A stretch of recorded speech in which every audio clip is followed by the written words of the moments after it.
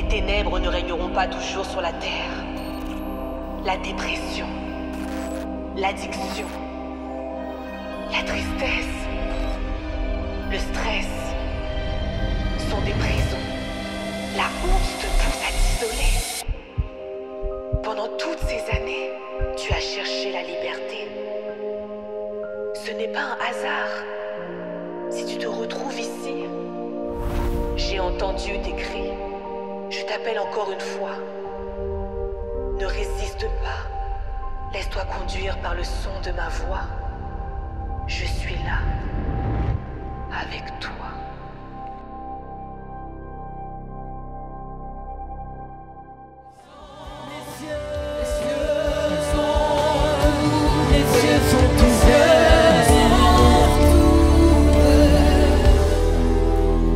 Alléluia. Bienvenue Évidence. Bienvenue. Le Saint-Esprit est là, j'espère que vous l'avez entendu. On a chanté tous ensemble, Alléluia. Est-ce qu'il y a un peuple qui est en joie aujourd'hui? Ah, ça c'est les gens qui viennent fêter la Pentecôte, Alléluia. Mais aujourd'hui, j'aimerais attirer votre attention sur quelque chose. La Pentecôte, elle est là pour qu'on fête le Saint-Esprit. Et le Saint-Esprit ne vient pas qu'à la Pentecôte. C'est tous les jours de notre vie jusqu'à ce que le Seigneur Jésus-Christ revienne pour les noces de l'agneau. Et même encore après. Mais bon, on va s'arrêter là déjà. Alléluia. Je voudrais vous lire un passage en Jean 7, du verset 25 à 39. Le dernier jour, le grand jour de la fête, Jésus se tenant debout s'écria : « Si quelqu'un a soif, qu'il vienne à moi et qu'il boive. Celui qui croit en moi, des fleuves d'eau vive couleront de son sein, comme dit l'Écriture. Il dit cela de l'Esprit que devaient recevoir ceux qui croiraient en lui. Car l'Esprit n'était pas encore, parce que Jésus n'avait pas encore été glorifié. » Amen. L'Esprit n'était pas encore. Vous vous rendez compte quand même que cette parole, elle ne nous concerne pas parce que nous, on a la grâce d'avoir reçu cet Esprit. On a la grâce que la Pentecôte ait déjà été annoncée et qu'aujourd'hui, l'Esprit est avec nous. L'Esprit de Dieu est en chacun de nous, dans le temple que nous sommes. Aujourd'hui, vous tous, nous tous, nous sommes des témoins du Saint-Esprit dans nos vies. Des témoins de ce qu'il accomplit. Des témoins de la restauration et de la résurrection que Christ a subie et celle que nous avons nous-mêmes vécue. C'est la fin de 50 jours intenses. 50 jours où notre caractère a été ballotté. Je ne sais pas pour vous, mais c'était profond. L'orgueil, les prises de recul, les blessures. Il y a tellement de choses qui sont remontées. Des choses du passé, des choses qu'on ne pensait même pas avoir vécues. Des choses qu'on ne pensait pas qu'elles nous avaient affectées. Moi, j'ai beaucoup appris sur moi-même. J'espère que c'est votre témoignage à vous aussi, parce que le but de ces 50 jours, finalement, c'était de se rapprocher davantage de Christ et de laisser un peu plus mourir ce que nous sommes pour laisser sa vie agir en nous. Si c'est votre témoignage, est-ce qu'on peut élever la voix pour le Saint-Esprit? Est-ce qu'on peut se réjouir? Est-ce qu'on peut l'acclamer? Est-ce qu'on peut l'applaudir? Alléluia. Merci Seigneur, merci Seigneur. Merci Seigneur. Ce matin, c'est un peu particulier. On va prier tous ensemble, bien sûr. C'est pour ça que je vous demanderai de vous lever. Amen, merci beaucoup. Mais j'ai pas pour ceux qui savent prier en langue, prenez un temps pour prier en langue, pour déclarer les choses qui ne viennent pas des hommes, mais celles qui résultent de l'Esprit, de l'exaltation de l'Esprit Saint dans nos vies. Prenez un temps pour déclarer. Et même si tu me dis que tu ne sais pas parler en langue, prends le temps et essaye. Laisse le Saint-Esprit. Laisse le Saint-Esprit agir en toi. Laisse le Saint-Esprit s'infuser en toi. Parce que cet Esprit, comme je vous l'ai dit précédemment, il ne vient pas qu'à la Pentecôte. Il est là tous les jours avec toi. Tous les matins quand tu te lèves, il est là. Tous les soirs quand tu te couches, il est là. À chacun de tes repas, il est là. À chaque fois que tu pleures tout seul chez toi, il est là. À chaque fois que tu exaltes la joie par une bénédiction qui est survenue sur ta vie, il est là. Il est avec toi. Et maintenant que tu cherches à l'adorer en langue, il est là encore avec toi. Alors exalte-le.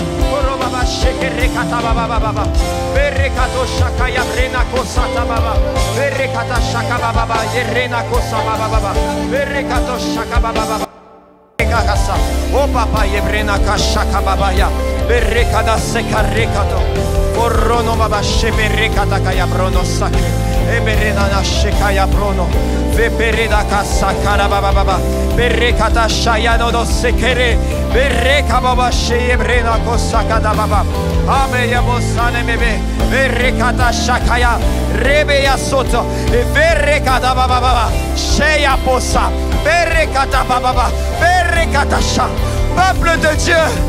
Peuple de Dieu, acclamez le Saint-Esprit, acclamez sa venue. Le roi des rois entre en ce lieu et son peuple est prêt à faire la fête pour acclamer sa venue. Réjouis-toi, Évidence. Réjouis-toi car ton Seigneur est avec toi. Il ne te délaissera jamais parce que tu as choisi le bon combat. Alléluia.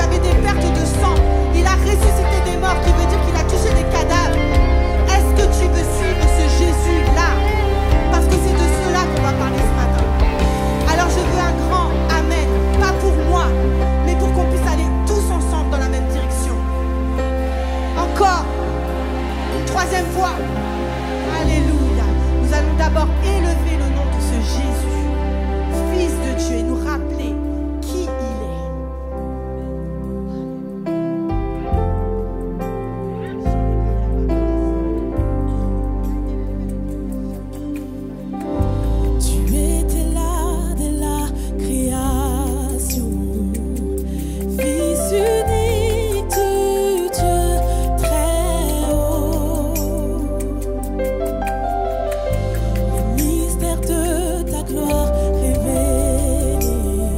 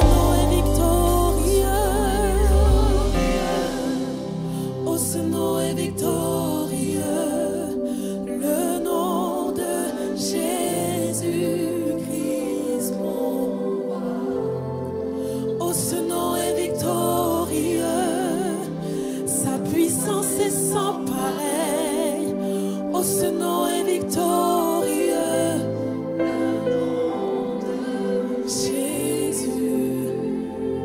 Alléluia. Oh, gloire, gloire, gloire. Il mérite la gloire.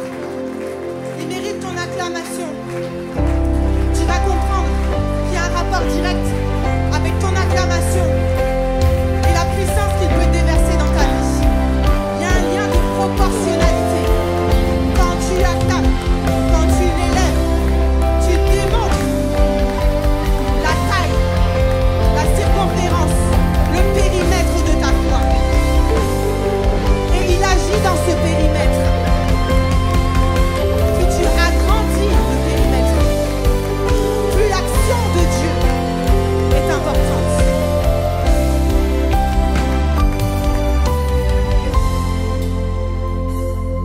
Pendant que notre sœur nous conduisait tout à l'heure, Ingrid, pendant qu'elle nous conduisait dans le chant qui parlait du Père, le fait de n'avoir qu'un désir d'être dans sa présence, le Seigneur m'a montré une vision. Et je ne parlerai que de ça aujourd'hui. Parce qu'il y a un message pour vous. Ce n'était pas le cas au premier culte. Dernièrement, bon, je fais du jardinage un petit peu, j'essaye. Et j'ai acheté un plant. Et malheureusement, je l'ai oublié au soleil. Et qu'est-ce qui se passe? Une petite plante, elle se dessèche. Et ça m'a fait mal au cœur. Donc je me suis dit, je vais essayer de la sauver. Mais vraiment, elle n'avait pas une belle tête. Et en fait, c'est cette plante-là que Dieu m'a montrée. Pourquoi? Parce que ce jour-là, quand je l'ai récupérée, je me suis dit, mais c'est vraiment fichu, mais je veux croire que c'est encore possible. Vraiment, ça me faisait mal au cœur. Donc, je l'ai fait tremper dans de l'eau. Et j'ai pensé qu'au bout de 15 minutes, ça irait. Qu'au bout d'1 heure, ça irait. Qu'au bout de 4 heures, ce serait bon. Puis le soir, je me suis dit, là, franchement, c'est cuit.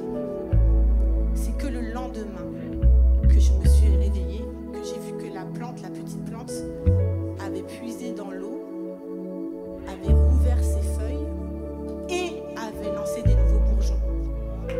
Alors si tu es là ce matin, dans un état de dessèchement spirituel, j'ai pas de formule miracle, mais j'ai un nom miracle. J'ai une présence miracle. J'ai une intensité miracle. C'est celle de la présence du Saint-Esprit. Trempe dans la présence du Saint-Esprit. Parce que Dieu veut te sauver en fait. Si moi j'ai eu pitié d'une petite plante, à combien plus forte raison ton Dieu, ton Père qui est dans le ciel, a compassion de toi. Mais trempe dans sa présence. Imbibe-toi de sa présence. Aspire l'eau du Saint-Esprit ce matin. On va rappeler qui est le Saint-Esprit. On va rappeler à ta foi qui est le Saint-Esprit.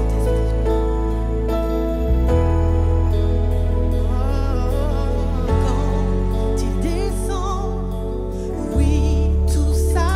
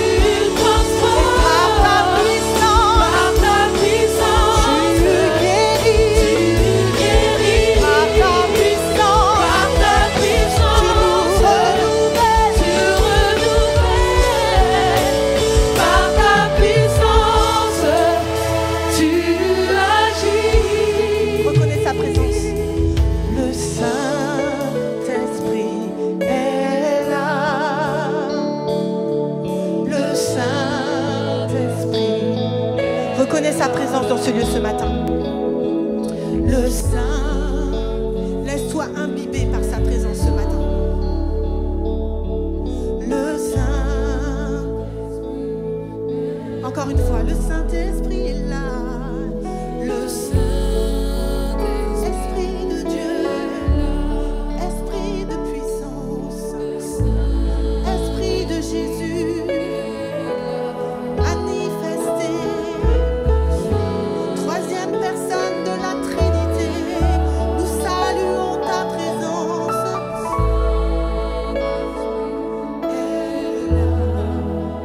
Nous saluons la présence du Saint-Esprit. Nous saluons la présence du Saint-Esprit.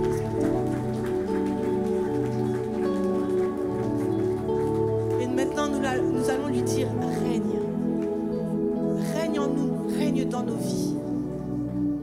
Nous l'autorisons à nous parler ce matin. Nous l'autorisons à nous montrer sa volonté ce matin.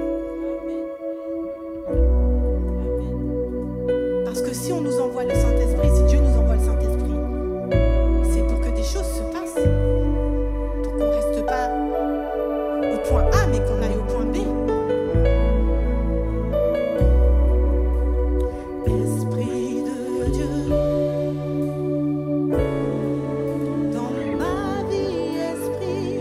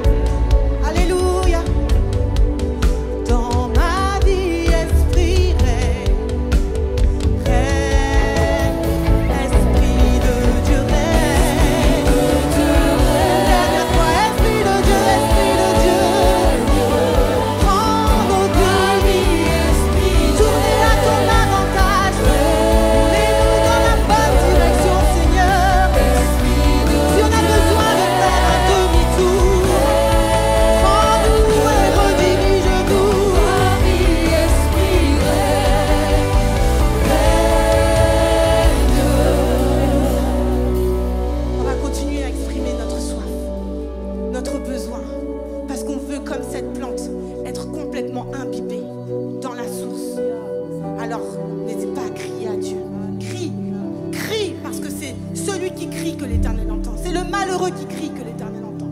Pas celui qui a la bouche fermée. Pas celui qui garde le cri enfoui dans son cœur. Pas celui qui a le cri qui résonne dans sa tête la nuit à 3 heures quand il ne peut pas dormir. Il entend le malheureux qui crie à lui.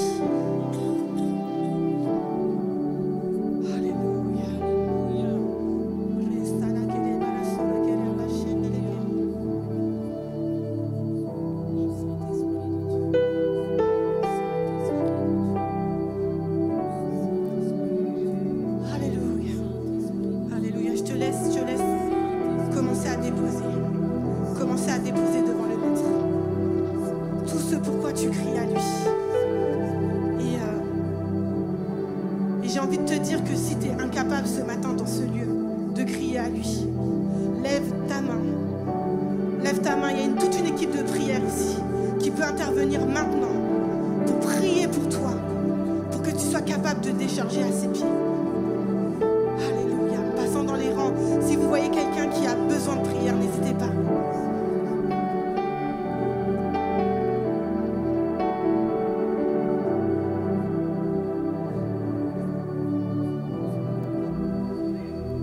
Je ne désire que toi,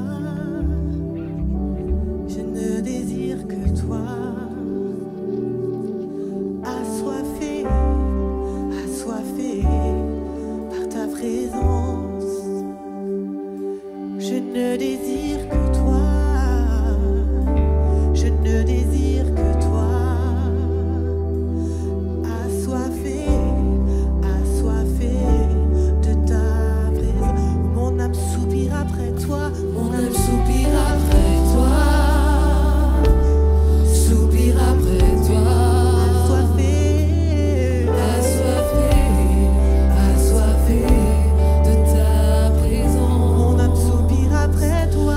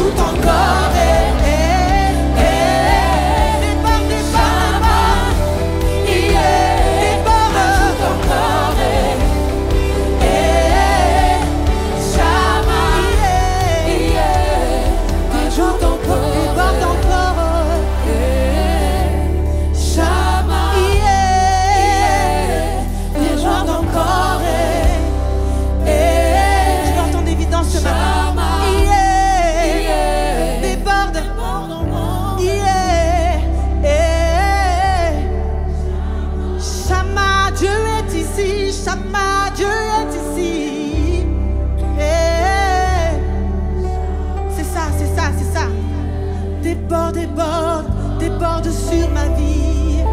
Déborde, déborde. Une mesure pleine et secouée, Seigneur. Que je puisse aller en ton nom, parler en ton nom, toucher le lépreux en ton nom. Déborde encore. Je n'ai jamais assez de toi. Ce n'est jamais suffisant.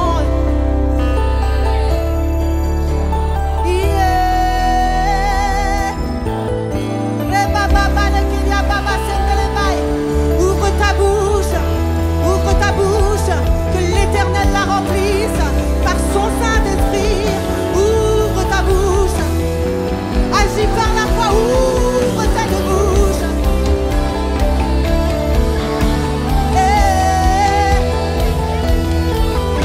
Tu as besoin de crier.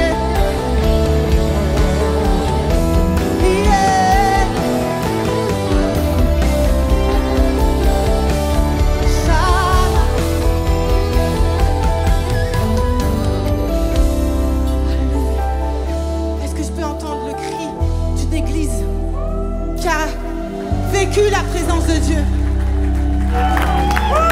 qui est touché par la présence de Dieu, qui est rempli de la présence de Dieu, qui reconnaît la présence de Dieu, qui reçoit la présence de Dieu, qui accueille la présence de Dieu. Alléluia.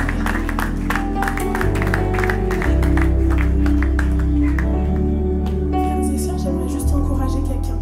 Vous savez, là où vous me voyez, là où vous me voyez pour ma part, excuse-moi, j'ai vraiment traversé des moments vraiment très compliqués. J'ai assez pleuré, je me suis assez lamentée. Et ce matin, je décide, et vraiment, je nous encourage à décider que le Saint-Esprit puisse nous inonder, qu'on puisse vraiment faire confiance à Dieu. On a assez pleuré, on a assez crié. Maintenant, il est temps vraiment qu'on prenne le temps dans la croyance, qu'on prenne le temps en Dieu, qu'on prenne le temps dans le Saint-Esprit. Et le Saint-Esprit ajoutera encore et encore. C'est terminé. Le temps des lamentations est terminé. C'est terminé. On n'est plus à terre. On est debout, on est victorieux. C'est Jésus qui vit. Il l'a fait pour moi et il le fera pour vous. Soyez bénis.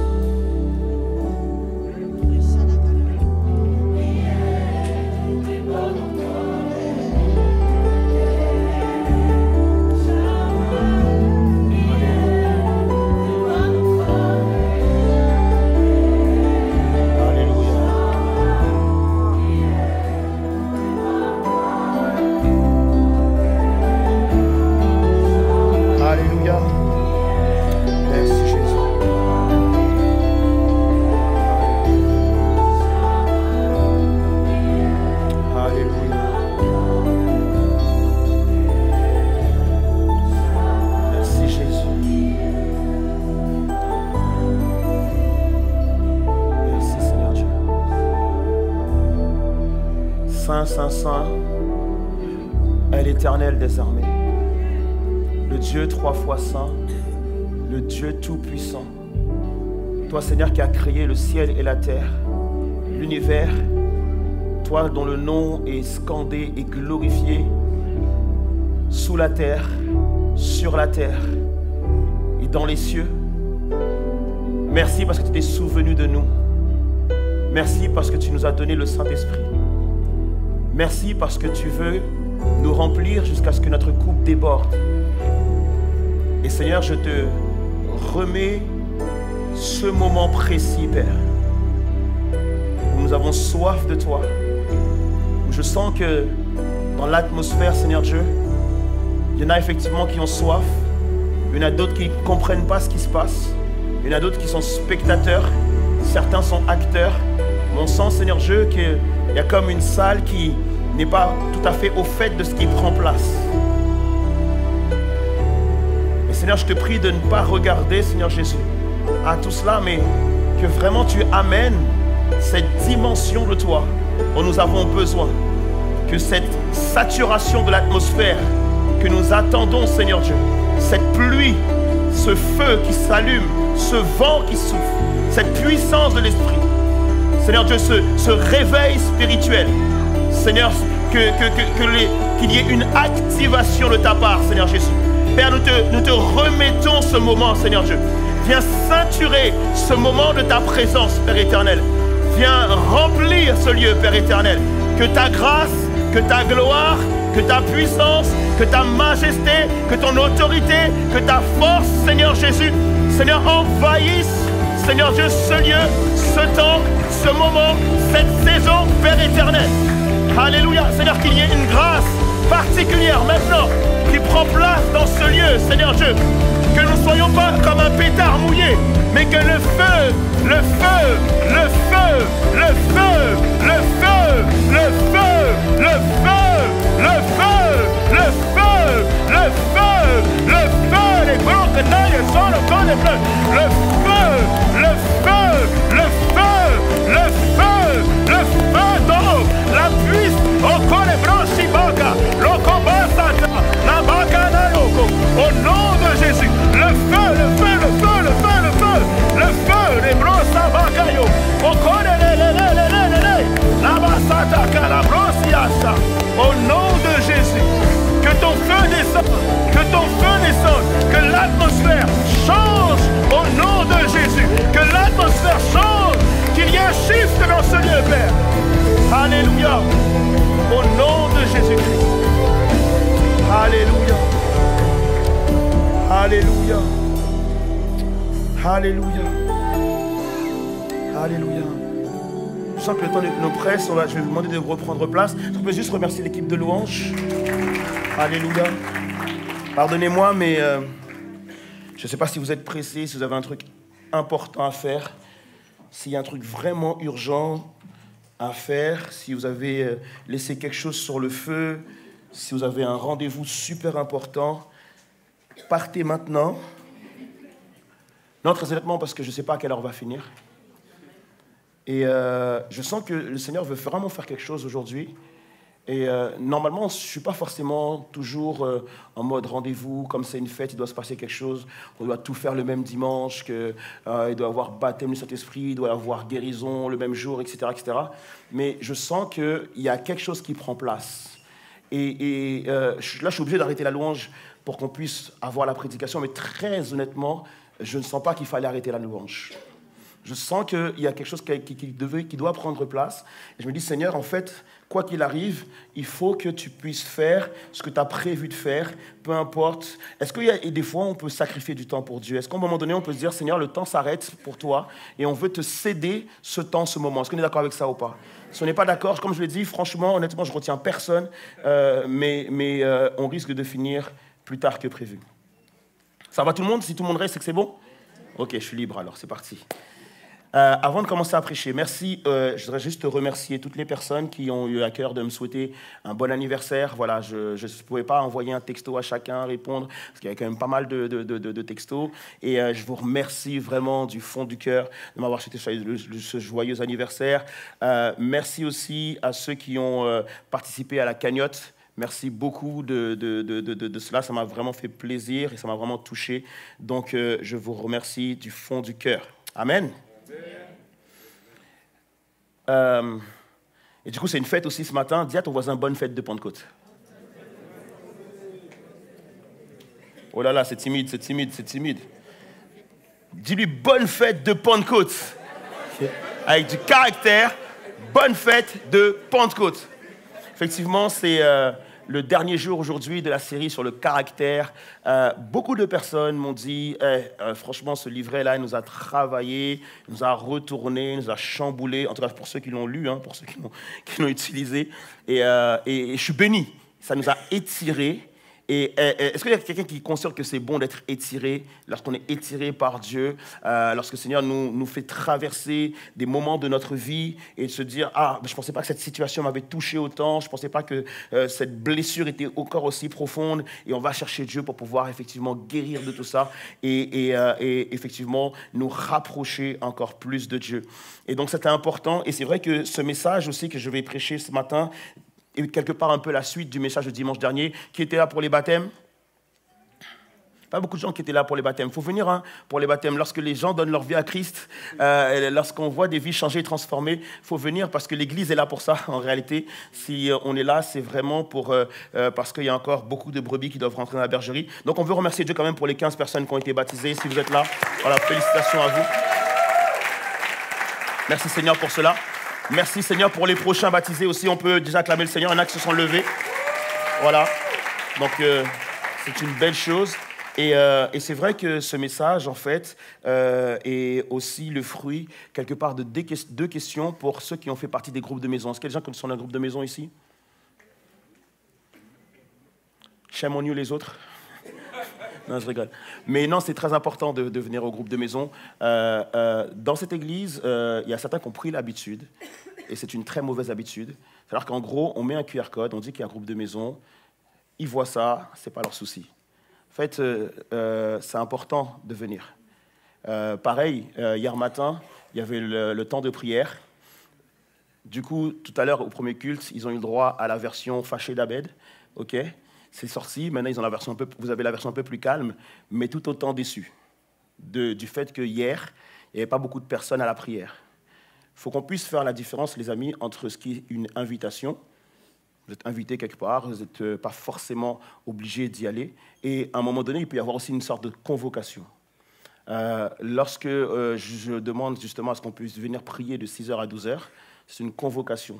Ce n'est pas pour me retrouver tout seul ou bien avec uniquement l'équipe de prière ou les équipes de prière, mais c'est pour que tout le monde soit là. En fait, quand je vous demande de venir, c'est parce que j'ai besoin justement d'avoir la force de tous. J'ai besoin de compter sur tous. J'ai besoin de prier avec tous. J'ai besoin qu'on fasse monter ensemble nos prières. Et honnêtement, ce n'est pas pour que vous veniez juste pour chercher la présence de Dieu pour vous, mais c'est parce que vous répondez à une convocation pour qu'on puisse être tous ensemble. Et lorsque vous n'êtes pas là, eh ben, j'ai le sentiment d'être seul. Vous voyez ce que je veux dire ou pas? Et tout à l'heure, je l'ai dit au premier culte et je le dis au deuxième culte aussi. Moi, personnellement, lorsque vous m'invitez quelque part, que ce soit vos mariages, anniversaires, naissances, quoi que ce soit, dès lors que vous me dites, pasteur, on aimerait que tu sois là, je suis là. Je suis toujours là. Vous voyez ce que je veux dire ou pas? Et je voudrais juste qu'on puisse me rendre aussi en retour cela.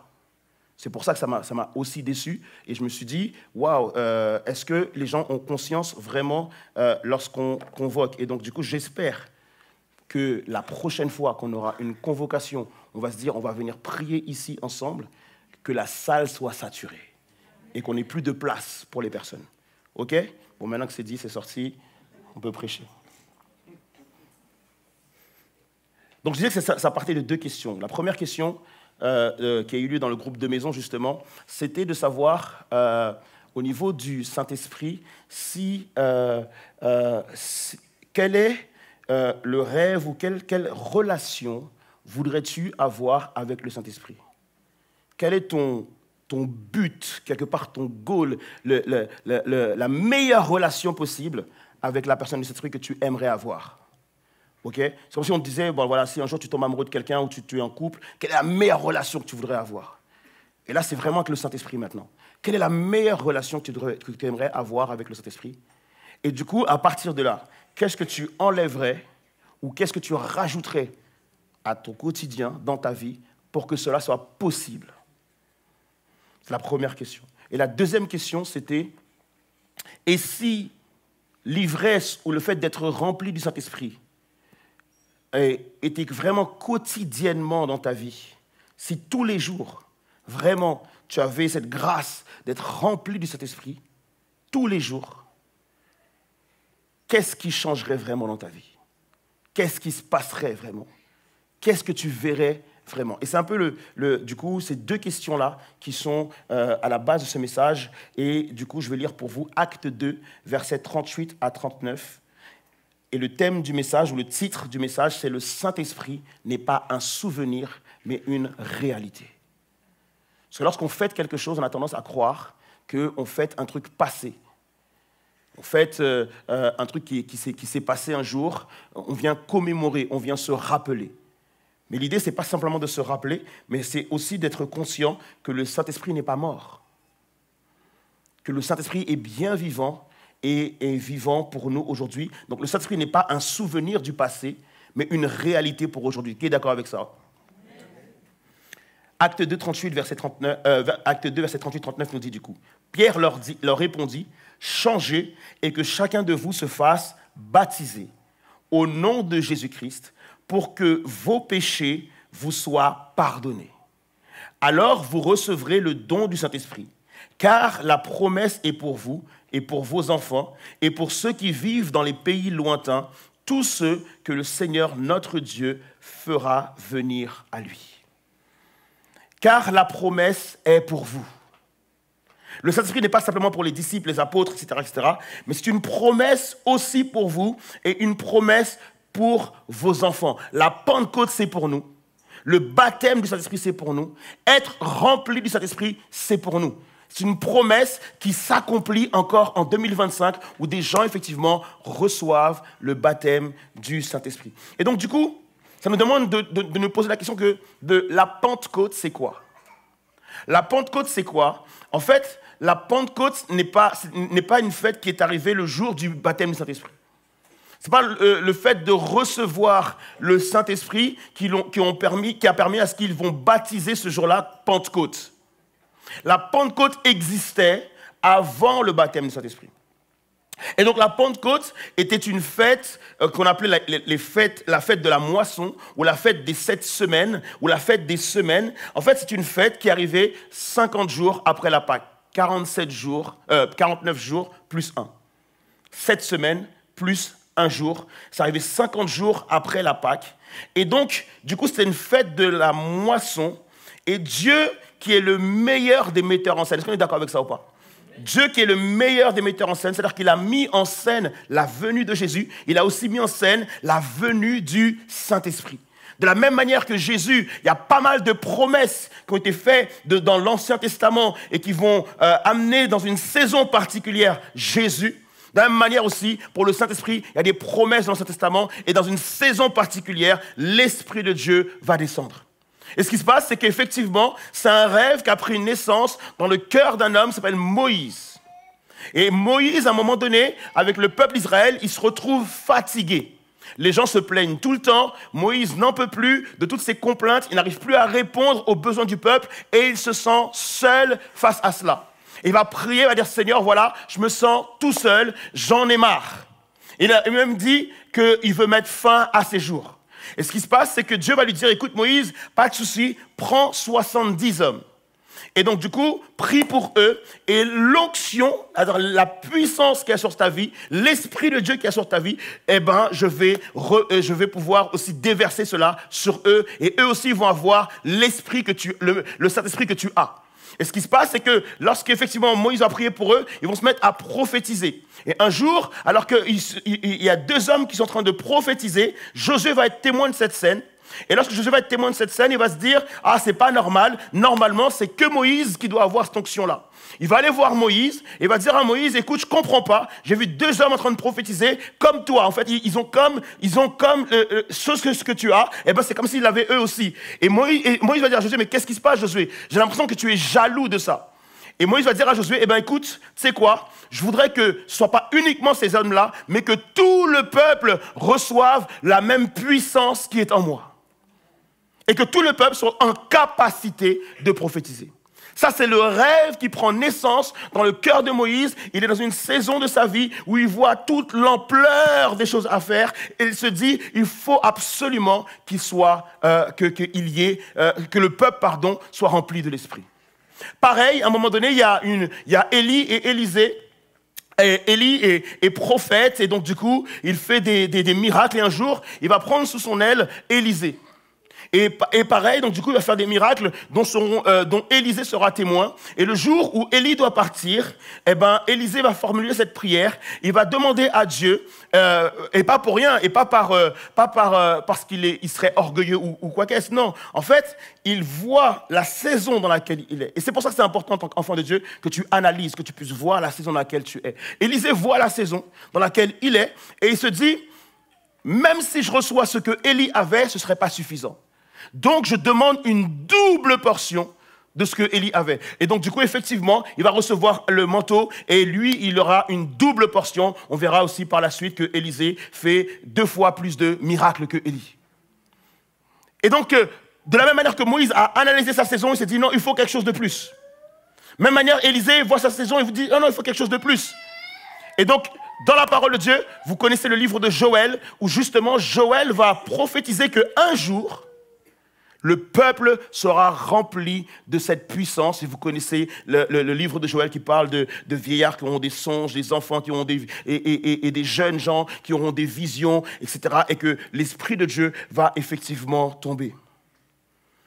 Et donc du coup, cette fête de la Pentecôte est annoncée et va arriver effectivement en acte 2, le texte qu'on vient de lire.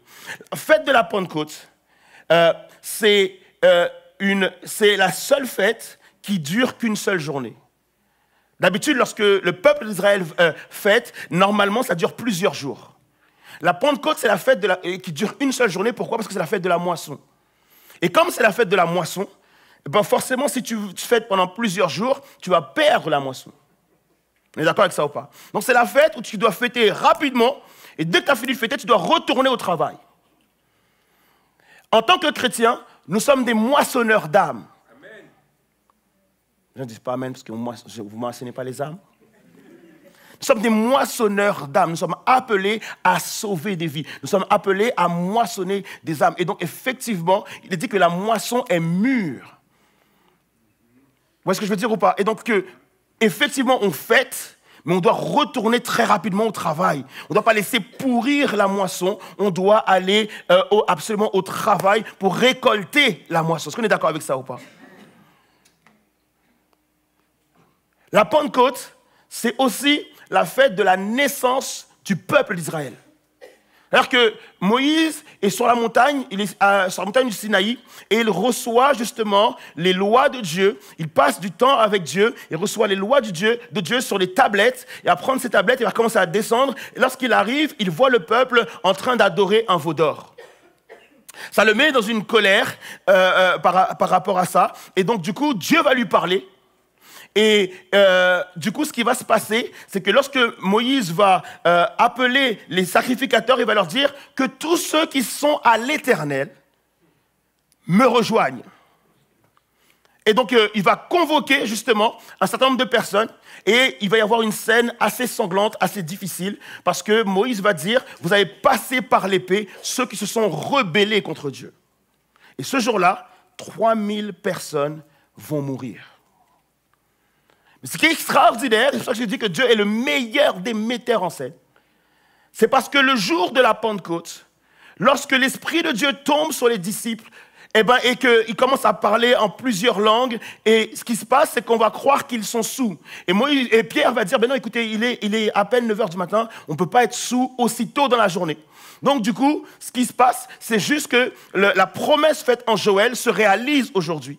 Et donc il va prêcher l'évangile, et qu'est-ce qui se passe ce jour-là? 3000 personnes vont donner leur vie à Christ. La loi, les tables de la loi, malheureusement, elle ne peut pas te sauver. La loi, le salaire du péché dans la loi, c'est la mort. La loi, la lettre tue, mais l'esprit vivifie. À partir de là, l'Église va être considérée comme étant le peuple des vivants. Est-ce qu'on est d'accord avec ça ou pas? Parce qu'on a été rendu à la vie. Et c'est pour cela, les amis, en tant qu'Église, il faut que nous puissions comprendre que nous étions condamnés à mort. Que la place que tu occupes là n'est pas une place acquise comme ça. C'est Jésus qui a versé son sang pour que tu puisses être assis là où tu es assis, en fait. Et l'idée, c'est que en tant que personne à qui on a accordé une seconde chance, on devrait être des adorateurs. On devrait être des personnes qui louent Dieu comme jamais. c'est qu'on n'a pas forcément conscience qu'on nous a donné une seconde chance. C'est une grâce particulière du fait que tu sois là et tu devrais être en capacité de louer Dieu comme jamais pour la seconde chance qu'il t'a donnée. La Pentecôte que nous fêtons, c'est aussi le fait de croire que c'est Dieu qui a donné, c'est Dieu qui a rempli, qui a envoyé son esprit. Et donc nous sommes reconnaissants lorsque nous fêtons de tout ce que Dieu a donné. Est-ce qu'il y a quelqu'un qui est reconnaissant pour l'esprit de Dieu qui habite en nous?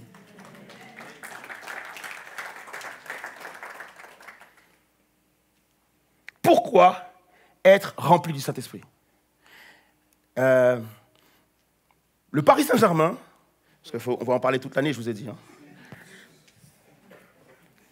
Parce qu'il faut que vous compreniez cela.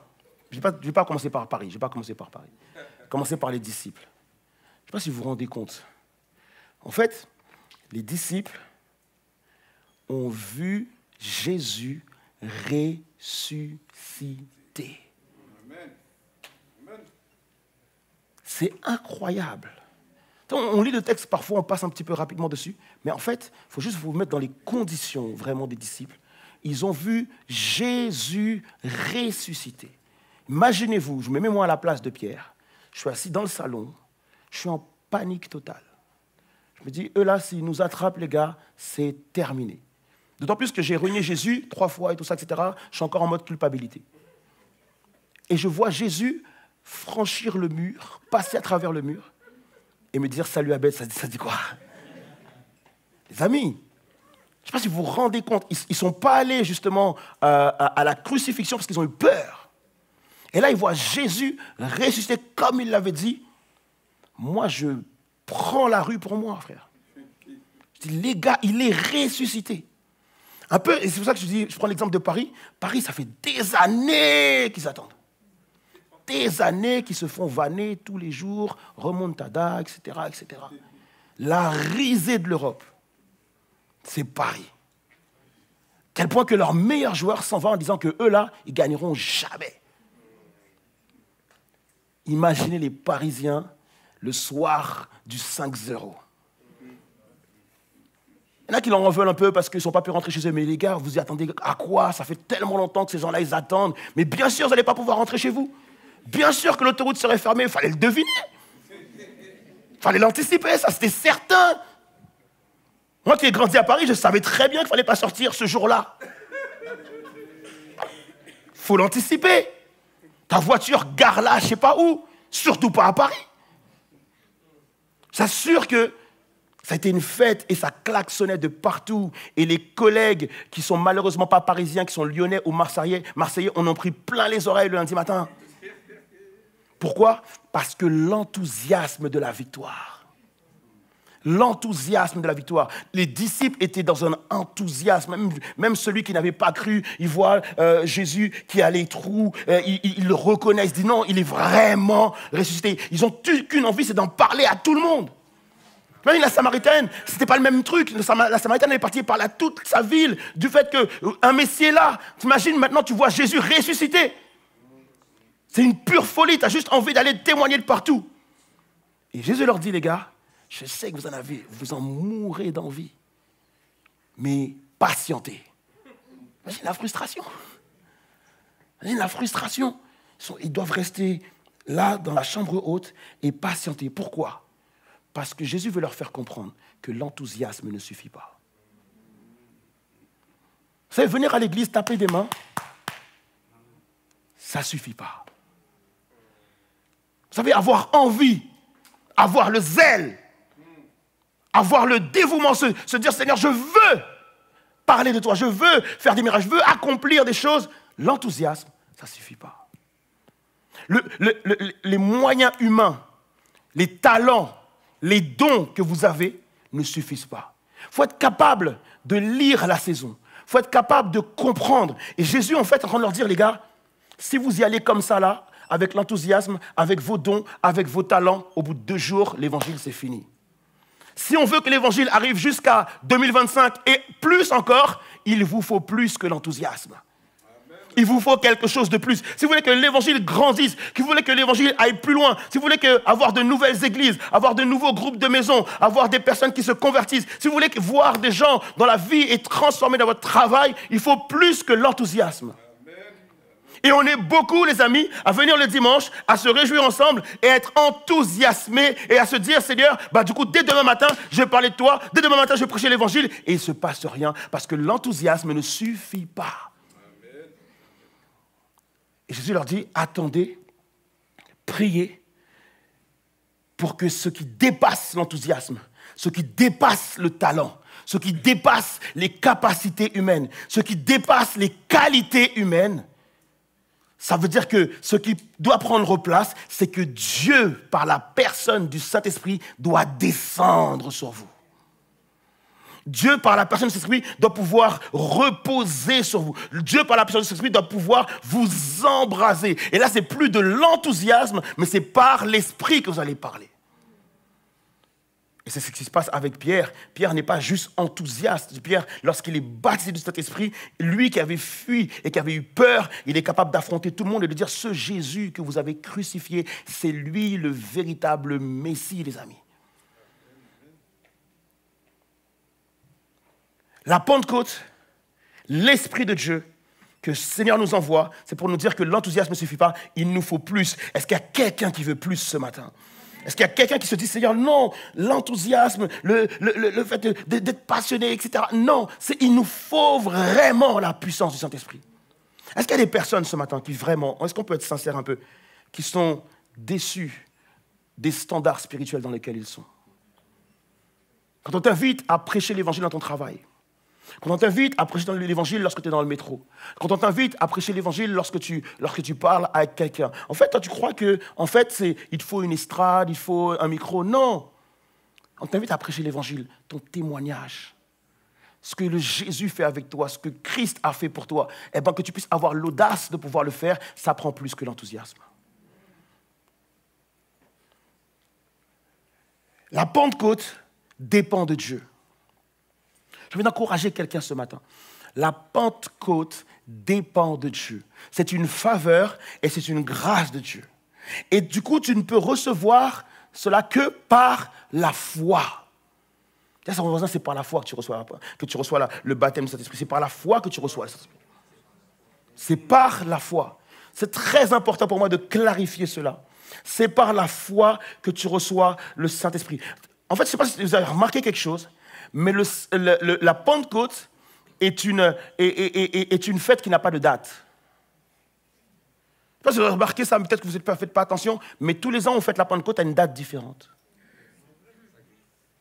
Il n'y a pas de date pour la Pentecôte. Pas un moment où tu te dis, OK, ça c'est la fête de la Pentecôte. Et non, en vrai, la Pentecôte est une fête qui dépend de la Pâque. Vous voyez ce que je veux dire? Donc, il y a la Pâque, et 50 jours après, il y a la Pentecôte. Donc, la Pentecôte dépend de ce qui s'est passé à la Pâque. Et la Pentecôte est comme une réponse à ce qui s'est passé à la Pâque. Elle n'a pas de date précise, on compte juste 7 semaines plus un jour, et la Pentecôte vient. Moi, ça me parle parce que, en fait, dans le texte, il est dit que pendant qu'ils priaient, ils étaient tous réunis au même endroit, et pendant qu'ils priaient, calmement, le Saint-Esprit est descendu sur eux. Pour moi, c'est très important de préciser ça parce que je me rends compte aujourd'hui qu'on veut faire des choses comme s'il fallait faire quelque chose de particulier pour que l'Esprit de Dieu descende. Et malheureusement, comme souvent on va dans des églises, on va dans des événements, on va dans des conférences, des trucs comme ça, et on voit qu'il y a tout un artifice pour que le baptême du Saint-Esprit prenne place. Et donc, du coup, on a tendance à recopier ces artifices, pensant que c'est grâce aux artifices que l'Esprit de Dieu tombe. Et c'est très grave. Pourquoi? Parce que on sait qu'il existe justement plusieurs peuples qui ont... parce qu'il est question de moisson pour le Saint-Esprit. Et justement, il y a beaucoup de peuples pour qu'il y ait justement moisson, pour que ça puisse pousser, pour que la terre soit fertile, pour qu'il puisse y avoir la pluie. Ils vont faire des danses. D'accord avec ça? Ou est-ce que je suis seul à être au courant de ça? Et on fait un certain nombre de danses pour que justement, il puisse y avoir de la pluie ou bien pour que ça puisse pousser, etc., etc. Comme si, voilà, pour eux, ils considèrent qu'ils doivent faire quelque chose, alors que nous, on sait très bien que c'est Dieu qui donne. Dieu est esprit. Émotionnellement parlant, moi, effectivement, je peux avoir besoin d'un chant, je peux avoir besoin de quelque chose, mais je ne dois pas croire que c'est ma prière ou mon type de prière ou ma façon de prier ou ma façon de faire qui amène le Saint-Esprit.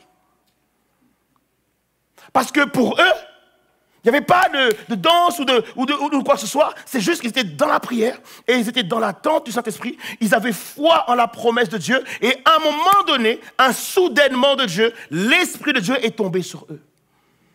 J'ai envie de te dire que dès lors que tu crois personnellement que ça peut être pour toi aussi, ça peut t'arriver dans ta chambre, juste avec ta petite Bible, tranquillement. Alors que tu es en prière, la puissance de Dieu te tombe dessus.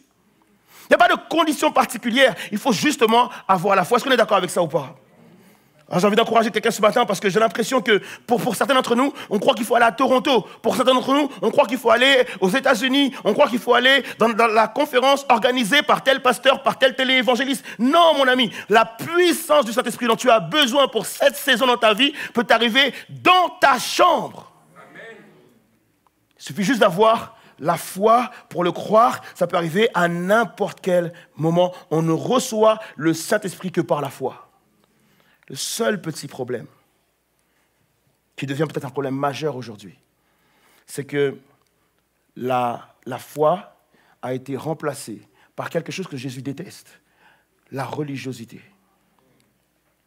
À un moment donné, Jésus il est face à un peuple, et le peuple est religieux comme pas possible. Alors que c'est censé être le peuple, justement, qui a les paroles, qui devrait être le plus enthousiaste, qui devrait, justement, être qui devrait ne serait-ce que reconnaître Jésus. Jésus se retrouve face à ce peuple religieux. Et à un moment donné, il dit dans la parole, il s'écria d'une voix forte, « Est-ce que quelqu'un a soif ?» Et il voit toutes les personnes religieuses qui sont là devant lui. Et il dit, « Si quelqu'un a soif, des fleuves d'eau vive couleront pour eux. » Et en face de Jésus, personne ne réagit. Et c'est comme aujourd'hui dans l'église, lorsqu'on dit à quelqu'un, si quelqu'un a soif du Saint-Esprit, au lieu de voir un peuple se lever plein dans le ciel, disant moi, les gens me regardent, bras croisés. On est tombé dans une phase de religiosité. Et vous savez, moi qui ai grandi dans une église légaliste, à un moment donné, je me disais qu'à cause du Covid, les gens allaient revenir à Christ. Parce que moi, j'étais en mode, on est confinés vraiment? Genre, on ne peut pas aller à l'église là. Genre, on a envie d'aller à l'église, on ne peut pas y aller. Et je me suis dit, quand ils vont ouvrir les portes de l'église, les chrétiens, ils vont courir à l'église. J'assure, ça a mis du temps pour que les enfants de Dieu, les chrétiens, reviennent vraiment à l'église.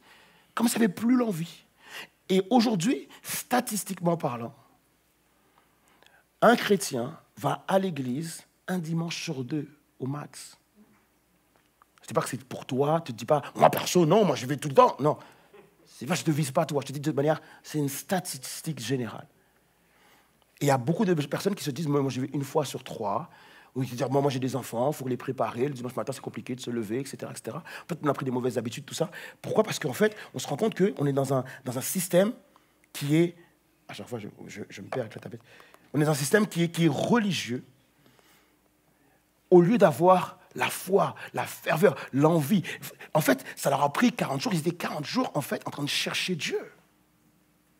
40 jours en train de chercher Dieu.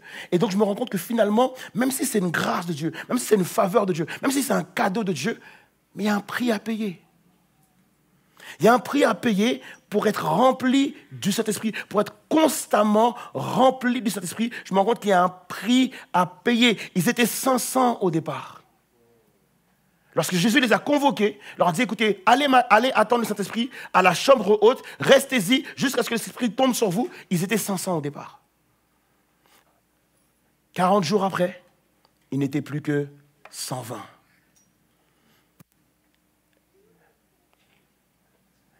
Il y a un truc qu'on dit souvent. On dit souvent, plus de toi, Seigneur. Amen ou pas? Vous avez peur de ce qui va arriver après. On dit souvent, plus de toi, Seigneur. Seigneur, plus de toi. On dit souvent, Seigneur, remplis-moi. On dit, Seigneur, je veux que ma coupe déborde. Il y avait un merveilleux chant par rapport à ça. Que ma coupe déborde, que mon cœur soit rempli. Seigneur, je veux déborder du Saint-Esprit. Laissez-moi vous dire une chose. L'Esprit de Dieu est tombé il y a 2000 ans. Ça veut dire que l'Esprit de Dieu est disponible. Ça veut dire qu'au final, ça ne devrait pas plus forcément être « Seigneur, plus de toi ». Mais ça devrait être « Seigneur, plus de moi ». Si je veux plus de Dieu, je dois donner plus de moi. Aujourd'hui, les amis, on ne donne pas grand-chose de nous et on dit plus de toi, Seigneur. On vient à l'église de temps en temps et on dit plus de moi, Seigneur.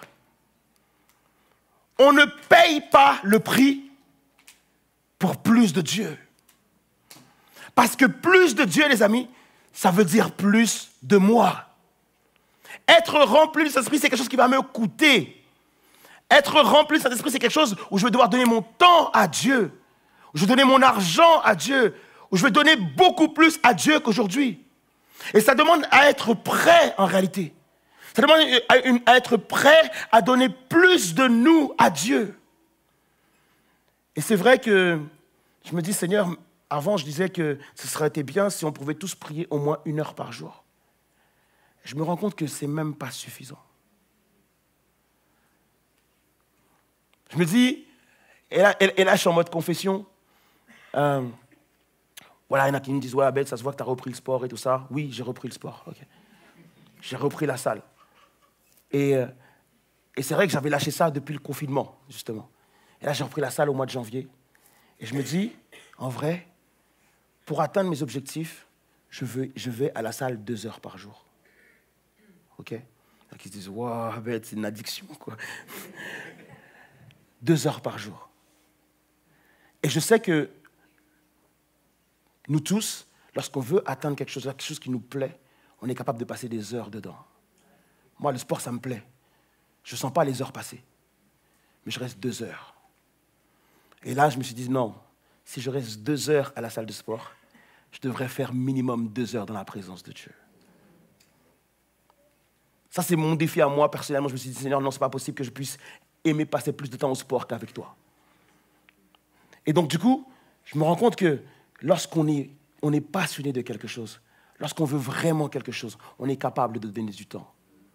Et ma prière pour nous tous ce matin, c'est que la passion revienne. Que la passion revienne.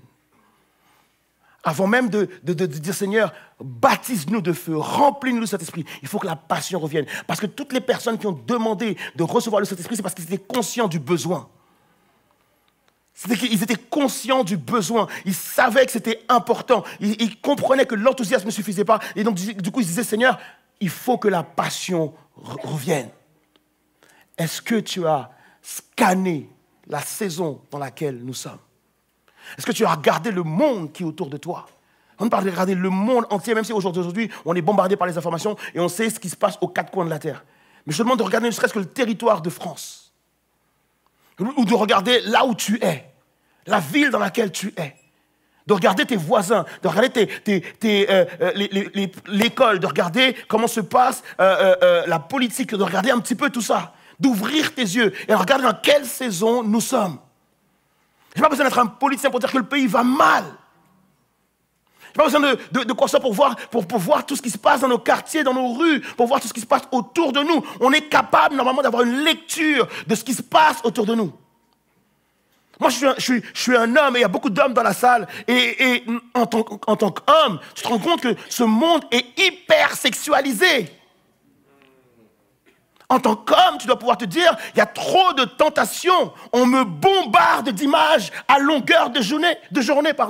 Oh là là, je suis un haïtien. On me bombarde d'images à longueur de journée. Et c'est terrible qu'à un moment donné, que je ne me mette pas à genoux pour dire, Seigneur, j'ai besoin de recevoir cette puissance du Saint-Esprit parce que l'enthousiasme ne suffit pas. Ça ne suffira pas. Je vais droit à l'échec si je ne comprends pas ça. Et donc, du coup, je ne sais pas quelle réponse tu avais donnée à ces deux questions que j'ai posées au début. Si le Saint-Esprit était quotidiennement dans ta vie, si tu vivais le Saint-Esprit tous les jours, qu'est-ce qui changerait vraiment dans ta vie? Et je terminerai avec ça. Ne perds pas de vue cette vision-là. Si Dieu t'ouvre les yeux ce matin sur le fait que c'est important pour toi d'être rempli du Saint-Esprit, ne perds pas de vue cette vision. Parce que ce que le diable veut, c'est que nous puissions perdre les choses de vue. Je voudrais que le Saint-Esprit soit mon meilleur ami. Je veux que le Saint-Esprit soit mon meilleur ami. Vous m'autorisez à vous piquer un peu? Il y en a qui se disent depuis tout à l'heure tu le fais. Très souvent dans l'église, il peut y avoir des gens qui ne sont pas là. Pour X raisons dont je ne suis pas forcément au courant. Mais je sais que dans l'église, il y a des amitiés. Je sais que dans l'église, il y a des gens qui sont très proches. Et lorsque je me rends compte qu'une personne n'est pas là, peut-être pendant 1 ou 2 dimanches, je vais voir une personne qui est proche de cette personne. Et je lui dis, écoute, t'as des nouvelles de un tel? Et je peux avoir comme réponse, bah, écoute, non, ça va très bien, j'ai eu des nouvelles dernièrement, j'ai pu l'appeler, etc. Ou une personne qui va dire, ah ben tiens, tu devrais l'appeler parce qu'en ce moment, c'est un peu compliqué. C'est-à-dire que son meilleur ami, la personne qui est proche d'elle ou de lui, est au courant de ce qui se passe dans sa vie. Maintenant, si je te posais la question, ou si je me pose la question aussi à moi, on va tous être aujourd'hui ensemble. Quelles sont les nouvelles du Saint-Esprit? Quelles sont les nouvelles? Comment va le Saint-Esprit? Comment est-ce qu'il va? C'est quand la dernière fois que tu lui as parlé? Parce que l'Esprit de Dieu est une personne. Ce n'est pas juste une force, ce n'est pas juste un vent, ce n'est pas juste un bruit, ce n'est pas juste un feu. On dit d'ailleurs que c'est la 3e personne de la Trinité. C'est erroné, c'est une personne de la Trinité. Il n'est pas en 3e position, ils sont tous les 3 à la même position. Le Saint-Esprit est autant Dieu que le Père et le Fils. Et donc c'est comprendre que justement c'est une personne. Et il est dit que le Saint-Esprit peut être triste, il peut être en joie, peut être content, peut être en colère. Comment va ton meilleur ami? Comment va le Saint-Esprit? Est-ce que tu as appris de ces nouvelles ce matin? Est-ce que tu as appris de ces nouvelles hier? Est-ce que tu as conversé avec lui? Est-ce que tu as parlé avec lui? Parce que pour Jésus, lorsqu'on lui demandait comment va le Saint-Esprit, il lui disait, ah, là il m'envoie au désert. Ah là il m'envoie à prier pour un tel. Là il m'envoie chasser tel démon. Là il m'envoie faire ceci. Là il m'envoie faire cela. Jésus était capable de répondre tous les jours ce que l'Esprit lui donnait de faire. Et moi c'est ma question pour toi et moi aujourd'hui. Où es-tu, Saint-Esprit? Quelles sont les nouvelles pour aujourd'hui? Quand je vais me marier, quand je vais me fiancer, quand je veux sortir avec quelqu'un, quand je veux trouver un nouveau travail, quand je veux démissionner d'un travail, quand je veux quitter une église, quand je veux trouver une nouvelle assemblée. Saint-Esprit, est-ce que c'est toi qui m'as conduit? Est-ce que c'est toi qui m'as dirigé vers un tel? Est-ce que c'est toi qui m'as parlé par rapport à telle situation? Comment est-ce que tu impliques la personne du Saint-Esprit dans ta vie? Comment est-ce que tu vis le Saint-Esprit dans ton quotidien? Est-ce qu'on est d'accord que c'est important que Dieu nous parle? Dieu nous parle par le Saint-Esprit, c'est lui qui a écrit toute la parole de Dieu. Mais en même temps, il nous parle aussi. Il nous donne des rémas, des paroles de connaissance, des paroles de sagesse, il nous donne des paroles de foi, il nous donne de guérir les malades, il nous donne des dons spirituels, il nous donne un certain nombre de choses. Où en es-tu avec la personne du Saint-Esprit? Parce que les amis, la Pentecôte, ce n'est pas un souvenir, mais c'est une réalité. La Pentecôte, ce n'est pas simplement le fait de me rappeler ou d'avoir une fête comme une autre. C'est de dire, Seigneur, non. En fait, c'est un point de départ. Aujourd'hui, on n'est pas là pour être culpabilisé, mais c'est pour te dire qu'aujourd'hui, ça doit être ton point de départ. Ça doit être ton point de départ pour dire, Seigneur, ça me pique, il faut que je puisse répondre à cette question dimanche prochain. Il faut que je puisse répondre à cette question demain. Il faut que je puisse répondre à cette question après-demain. L'idée, ce n'est pas d'être piqué pour être piqué, c'est de répondre à cette question. Ça qui est important. Il y a quelque chose qui m'a vraiment marqué, je crois que c'était la semaine dernière ou la semaine d'avant. Je regardais justement une personne qui était dans une espèce d'interview. Et ce qui se passe, c'est qu'à un moment donné, il explique une chose qui l'a blessé, qui l'a fortement piqué. C'est qu'il pesait entre 150 et 160 kilos. Et un jour, une personne a mis un commentaire, gros porc, pardonnez-moi de l'expression, mais je répète mot pour mot, ok? Et il explique que ça l'a blessé. Ça lui a fait mal. Mais il y a deux façons d'être blessé.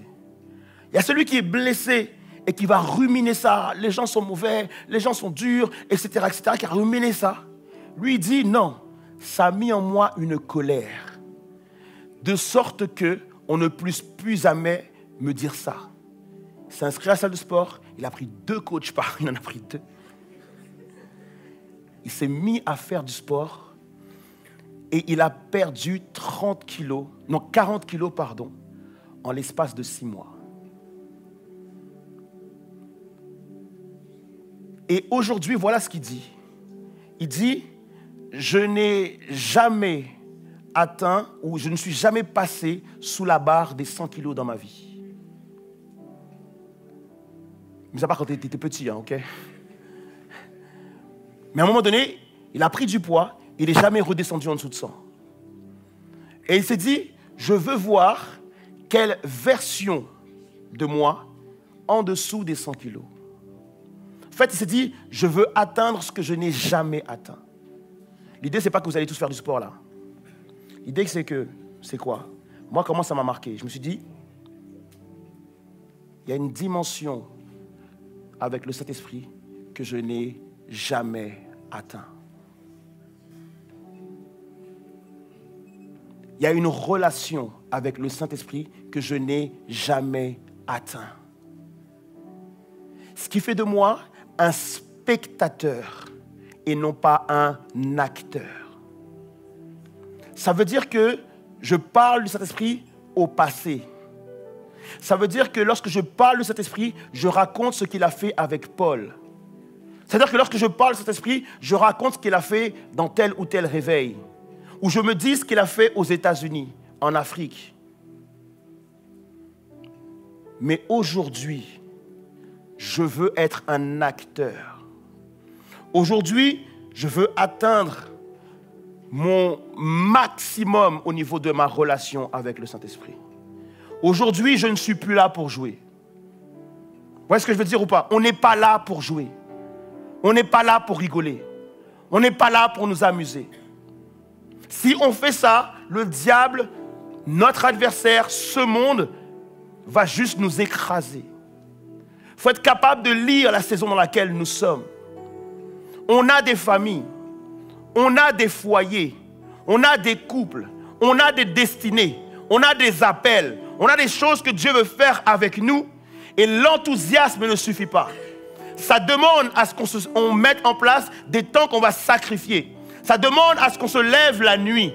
Ça demande à ce qu'on se lève tôt le matin. Ça demande à ce qu'on puisse prier 3-4 heures. Ça demande à ce qu'on puisse mettre en place des jeûnes. Ça demande à ce qu'on puisse mettre en place des convocations où l'Église vient prier. Ça demande à ce que l'Église prie. Parce que nous, nos batailles, c'est par la prière qu'on les gagne. Nous, comment on se bat, c'est pas en prenant les armes, c'est par la prière, c'est par la foi, c'est par l'audace, la sincérité avec Dieu et de venir dans la présence de Dieu et de chercher la face de Dieu. On ne veut plus avoir une église où les personnes sont juste des spectateurs, mais on veut voir des acteurs, des gens qui sont déterminés à atteindre la meilleure version d'eux-mêmes dans la relation avec le Saint-Esprit.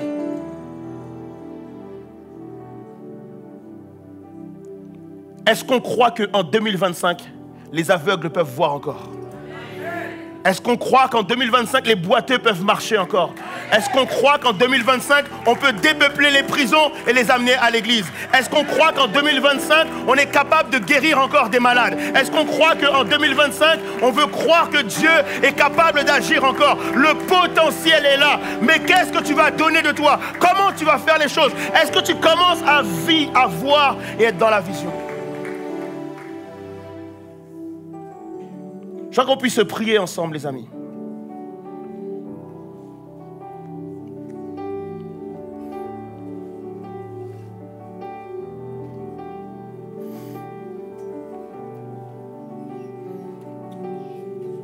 Vous savez pourquoi je voudrais qu'on prie?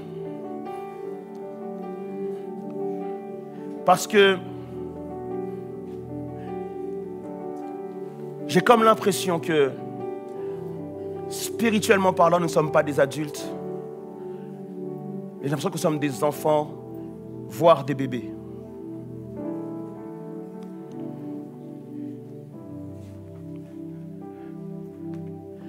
Ce qui est extraordinaire avec Dieu, c'est que lorsque on va chercher Dieu, il nous donne des rêves, il nous donne des visions, il nous donne des projets. Et il faut absolument qu'on soit des Caleb spirituels, les amis. Que dans ton cœur, tu puisses prier ce matin et t'inspirer de Caleb et de dire, je veux et je dois être spirituellement un Caleb. Son histoire est folle. Et pas mal de choses me touchent dans son histoire. Caleb fait partie des espions qui sont partis voir la terre promise.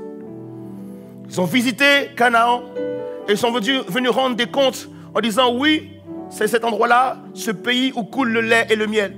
C'est le pays promis par Dieu. Et ils ont dit au peuple, comme Dieu nous l'a promis, on peut y entrer. Les gens ont eu peur, on dit, oh, c'est des géants, non, laisse tomber Caleb, nous on s'en va, on fuit. Et à cause de cette décision, ils sont restés 40 ans dans le désert. Moi, je ne sais pas pour toi, ça m'arrive de faire des erreurs, et quand c'est moi qui fais une erreur, si c'est un échec par mon erreur, je me dis, Abed, c'est toi, il faut que tu te reprennes. Mais j'ai du mal lorsque c'est l'erreur de quelqu'un d'autre. Est-ce qu'on est d'accord avec ça ou pas? Est-ce qu'on est ensemble là jusqu'à maintenant? Caleb va faire 45 ans dans le désert à cause des autres. T'imagines un peu tous les jours? Quand les autres ils pleurent là pour la manne, c'est ta faute, si on est la manne, on aurait pu avoir le lait, le miel, etc. Et là vous vous plaignez pour la manne, pour ceci, pour cela, etc., etc. 45 ans dans le désert. Le jour où il avait visité la terre promise, il avait vu Hébron. Et il s'est dit, Hébron là, c'est ce que je veux pour moi. C'est ma vision.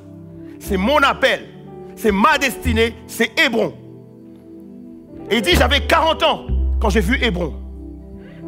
45 ans après, il a 85 ans. Et il dit, je veux aller à Hébron. Et quand il sort du désert, Josué lui dit, Hébron c'est pour toi Caleb. Pendant 45 ans, Caleb n'a pas perdu la vision de vue. Peu importe les circonstances, peu importe ce qui prenait place, pendant 45 ans, il a rêvé d'Hébron. Pendant 45 ans, il s'est dit, un jour j'irai. Je ne sais pas ce qui a permis à ce qu'il tienne. Je ne sais pas combien de fois j'aurais été découragé. Je ne sais pas combien de fois j'aurais abandonné. Je ne sais pas combien de fois j'aurais laissé tomber. Mais il a tenu 45 piges, les amis. Et au bout de 45 ans, il s'est dit, Hébron, je dois y aller. Quelle est ta vision? Quelle est la vision que Dieu a mise sur ton cœur? Quel est ton appel?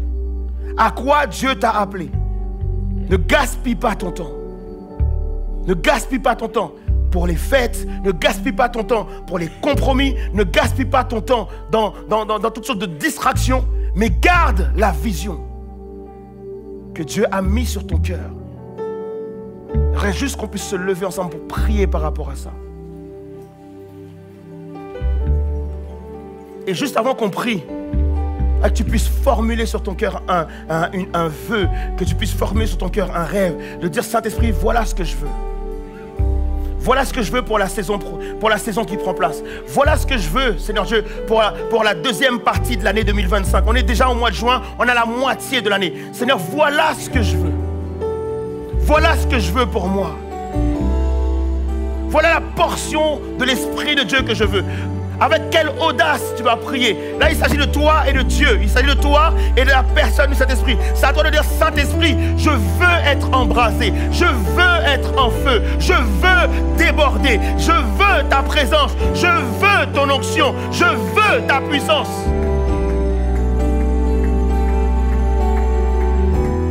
C'est à toi de répandre ton cœur là, ici et maintenant. Dire, Seigneur, je veux ta puissance. Pendant que l'équipe de louange revient, Seigneur, je veux de cette puissance. Seigneur, je veux de cette grâce. Seigneur, je veux de cette faveur.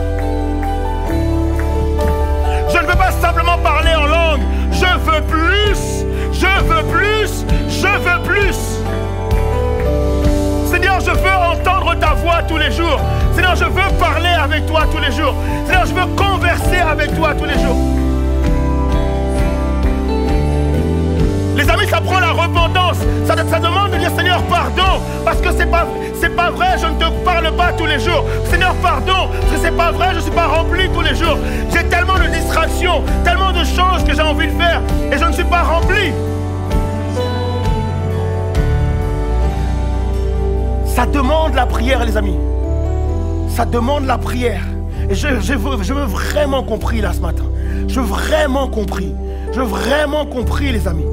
Je veux vraiment qu'on puisse devenir adulte. Je veux vraiment que l'Esprit de Dieu vienne amener à nouveau la passion. Je veux que l'Esprit de Dieu amène à nouveau ce feu. Je veux que le cœur de Dieu se répande dans ce lieu. Je veux vraiment que l'amour divin prenne place ici. Je veux vraiment que le Seigneur ouvre tes yeux et te donne vraiment des rêves. Je voudrais que le Seigneur ouvre tes yeux et te donne des visions. Je voudrais que tu puisses avoir des songes. Je voudrais que vraiment Dieu te dérange la nuit. Je veux que Dieu te secoue. Je veux que Dieu te sorte véritablement de ta routine, de tes habitudes. Je voudrais que tu puisses faire autre chose. Je veux te voir courir dans la salle. Je veux te voir la gloire de Dieu. Et là, ça prend la prière. Ça prend quelqu'un qui cherche. Ça prend quelqu'un qui tape à la porte de Dieu. Qui tape à sa porte. Et le Seigneur, voilà ce que je veux. Voilà ce que je veux. Et pendant que tu pries, tu vas commencer à voir des choses. Tu vas commencer à voir des choses. Ne regarde pas à toi. Ne regarde pas à ta situation. Ne regarde pas à tes problèmes. Ne regarde pas à ce qui t'empêche de voir Dieu. Mais commence vraiment à prier et à chercher la face de Dieu. Ça prend la prière. J'ai l'impression d'avoir un peuple devant moi qui ne sait pas prier. Ça prend la prière. Est-ce qu'on peut prier ensemble? Est-ce qu'on peut élever nos voix ensemble? Est-ce que je peux entendre quelqu'un prier et chercher Dieu là maintenant? Est-ce que je peux entendre une prière? Est-ce que je peux entendre quelqu'un qui élève la voix? Sans la musique, est-ce qu'on peut entendre quelqu'un qui prie?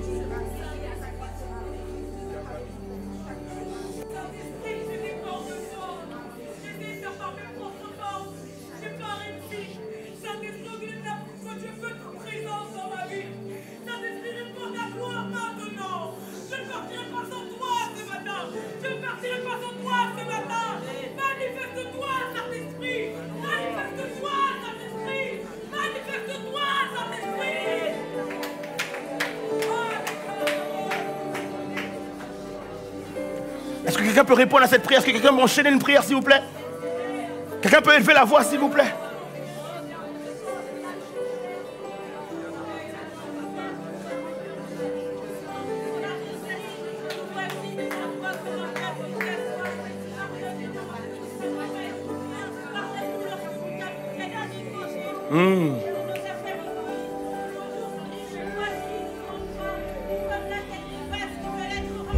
Alléluia. Alléluia.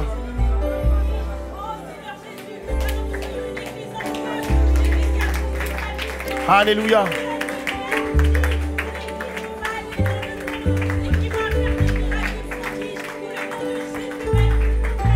Alléluia.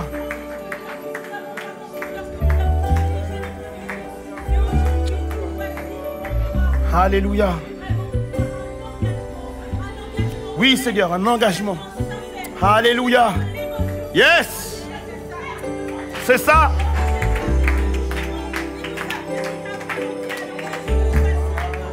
Alléluia. Une autre personne, une autre personne. Korabro, Shiba, yes. Une autre personne, s'il vous plaît, une autre personne.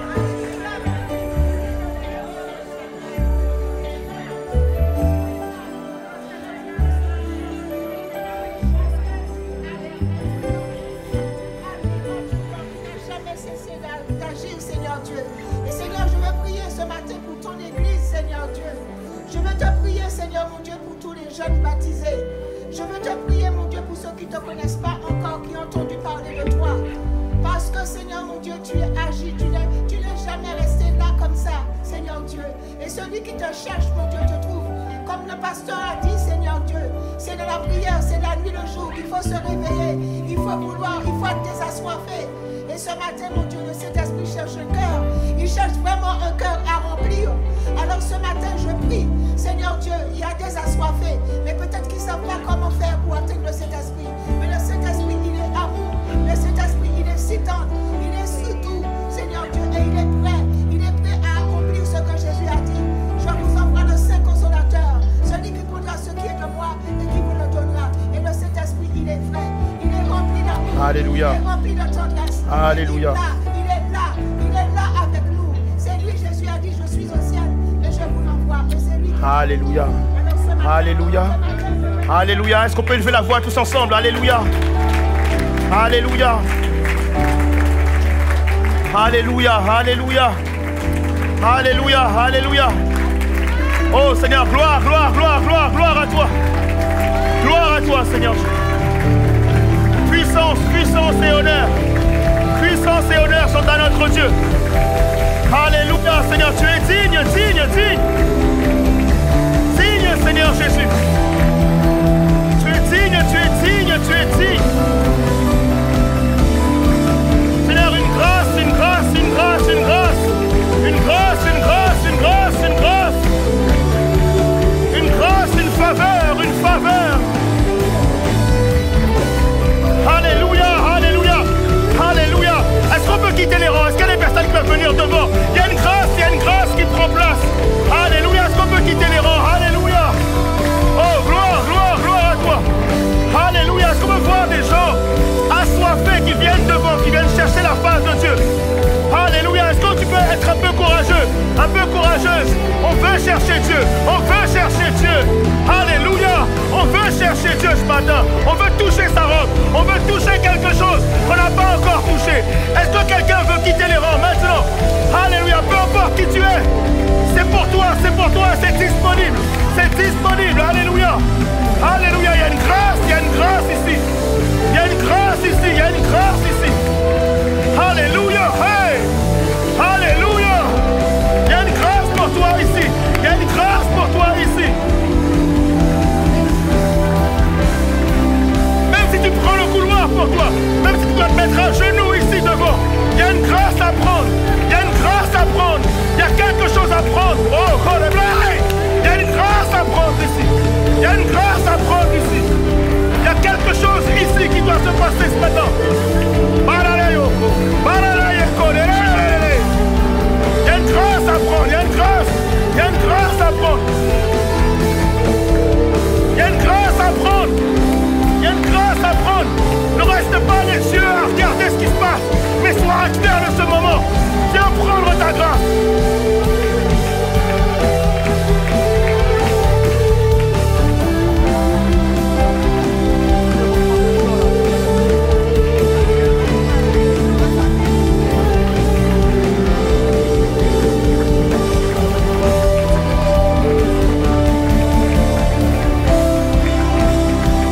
Alléluia.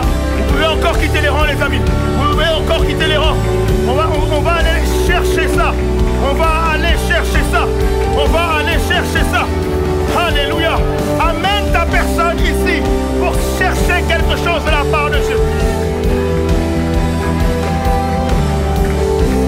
Et pendant que tu viens, si tu as besoin de prière, lève la main simplement. Il y a des personnes qui sont là pour prier avec toi. Il y a des personnes qui sont là pour prier avec toi. Mais ce matin, on doit aller chercher cette grâce. Ce matin, on doit aller chercher cette grâce.